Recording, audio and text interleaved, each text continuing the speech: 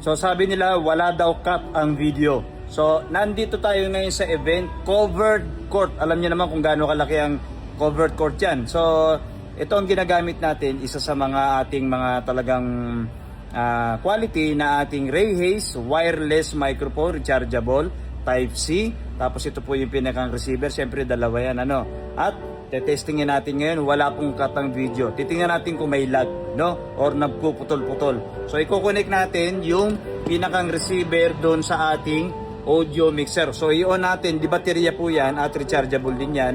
Okay, so napapalitan ng baterya niyan pag dating ng araw na nasira na yung pinakang battery. Okay, so nakakonect na. Then ito yung microphone. Andun po yun. Punta tayo dun sa malayong-malayo na yun. So bovolume natin.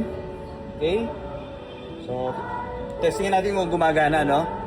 Sound check. So gumagana. Dito pa lang. Tingnan natin kung abot doon. I-off muna natin, no? Tingnan natin kung aabot doon sa pinakamalayo na yon. Itong ating Ray Hayes wireless microphone na halos 4 hours po ninyo magagamit ng tuloy-tuloy. So baba tayo. Okay, so walang katang video para nakikita po ninyo. Baka sabihin ninyo, dinaya natin. So tingnan natin kung talagang walang lag, walang putol-putol. So medyo malayo na tayo. Pupunta tayo doon sa ilalim ng covered court para matesting natin itong ating wireless microphone. So dalawa po ito kapag kayo ay nag-check out. So ayun, andun na tayo. Andun yung ating audio. Ayun, malayo na yan. So ito na tayo. Yan. Okay, so malayo na yan ha. So tingnan nyo naman, yung kabilang court. So andun yung audio natin kanina sa pwesto natin na yun. So testingin natin. I-on natin to. So testingin natin kung abot. Sound check. Hey. Ang ganda ng tunog to. So ang layo na yan ha. Abot na abot pa rin. Sound check. Hey. So yung isa naman, testingin natin yung isa.